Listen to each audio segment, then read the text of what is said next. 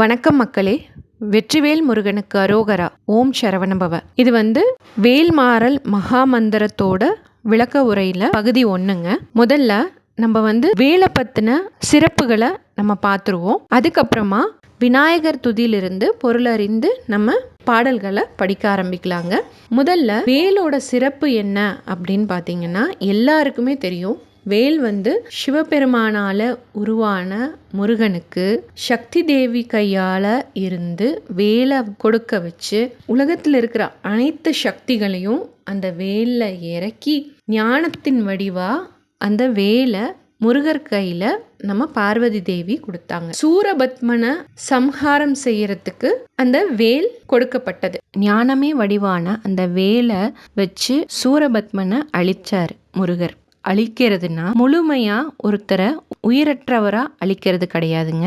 சூரபத்மனோட ஆணவம், அகங்காரம், கோபம் இந்த மாதிரி கெட்ட குணங்களை அழிச்சு நல்ல குணங்களை கொடுத்து ஞானத்தை கொடுத்து மாற்றி அவர் எப்பவுமே முருகரோட இணைஞ்சு இருக்கணும்னு ஆசைப்பட்டு முருகரோட வாகனமாகவும் கொடியாகவும் மாறி அவரோட இணைஞ்சாரு. இந்த மாதிரி நமக்குள்ள இருக்கிற அந்த ஆணவம், அகங்காரம், கோபம் இந்த மாதிரி கெட்ட குணங்களை அழிச்சு நமக்குள்ள நல்ல குணங்களை வர வச்சு நல்ல ஒரு பாசிட்டிவ் வைப்ரேஷன் நம்ம கிட்ட கொண்டு வருங்க இந்த வேல்மாறல். பேர்பட்ட வேலை நம்ம பாராயணம் பண்றோம். அதுக்காக அருணகிரிநாதர் நிறைய மந்திரங்களை சேர்த்து திருவகுப்புன்னு ஒன்று உருவாக்குனாரு. அந்த திருவகுப்புல இருந்து உருவானது தான் வேல் வகுப்பு.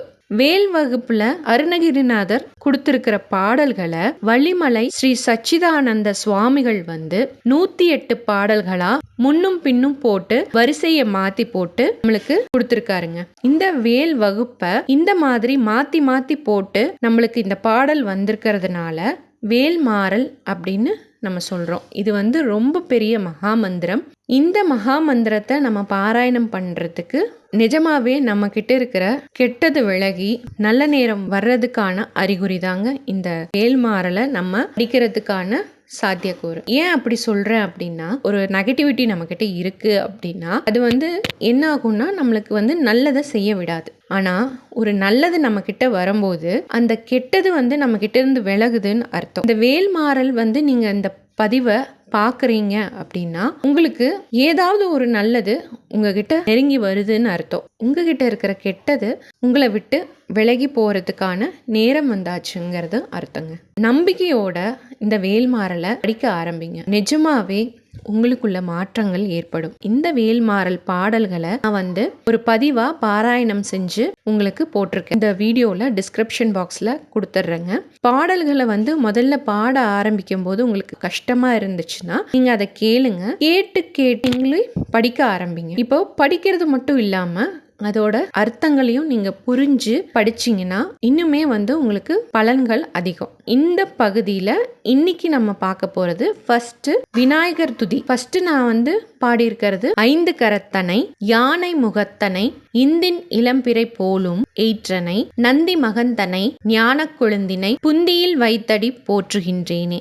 இந்த விநாயகர் துதியோட பொருள் விளக்கம் என்ன அப்படின்னா, 5 கரங்களை உடைய தெய்வம் யாரு? நம்மளுக்கு 4 கைகளையும் தும்பிக்கை அப்படிங்கிற ஒரு நம்பிக்கை வைத்திருக்கிற நம்ம விநாயகர். அவர் யானை முகத்தை கொண்டவர்.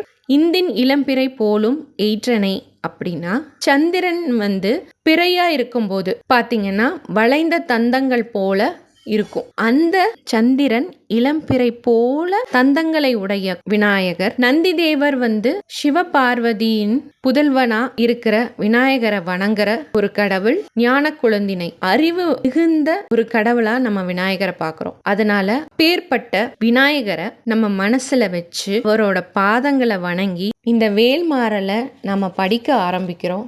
எந்த தடையும் இல்லாம, எந்த துயரமும் நம்ம கிட்ட நெருங்காம, நம்மளோட கெட்டது எல்லாமே விலகி நல்லதே சேரணும் அப்படின்னு விநாயக பெருமானுக்கு ஒரு துதி பாடிட்டு அதுக்கப்புறமா நம்ம இந்த வேல்மாறலை படிக்க ஆரம்பிக்கிறோங்க. விநாயகர் துதியிலிருந்து இன்னைக்கு ஆரம்பிச்சிருக்கோம். அடுத்த வர பாடல்களை அடுத்த பகுதியில பார்க்கலாங்க. இந்த மாதிரி ஒவ்வொரு பாடல்களோட விளக்க உரையும் பகுதி பகுதியா கொடுக்குறேங்க. ஏன்னா முழுசா போட்டா ரொம்ப பெரிய லென்த்தியான வீடியோவா இருக்கும். உங்களுக்கும் கேட்கறதுக்கும் பார்க்கறதுக்கும் போர் அடிக்கும். இதை நீங்க வீடியோவா ஓட விட்டுட்டு நீங்க உங்க வேலையை செய்யலாம். அதே சமயத்துல இந்த மாதிரி விளக்கங்களையும் நீங்க கேட்டு தெரிஞ்சுக்கலாம். முதல் பகுதியா விநாயகர் துதியோட விளக்க உரையிலிருந்து ஆரம்பிச்சிருக்கேன். அடுத்த பகுதி வந்து அடுத்த பாடல். இந்த மாதிரி விளக்க உரையை நீங்க மிஸ் பண்ணாம பார்க்கணும்னா என்னோட சேனலை கண்டிப்பா சப்ஸ்கிரைப் பண்ணி வச்சுக்கோங்க. நான் போடுற இந்த வீடியோ உங்களுக்கு பிடிச்சிருந்ததுன்னா லைக் பண்ணுங்க. உங்களோட ஃப்ரெண்ட்ஸும் ஃபேமிலிக்கும் இந்த வீடியோ அவசியம் தேவைப்பட்டுச்சுன்னா கண்டிப்பா ஷேர் பண்ணுங்க. அடுத்த பாடலோட விளக்கத்தோட சந்திக்கிறேங்க. அது வரைக்கும் நன்றி, வணக்கம்.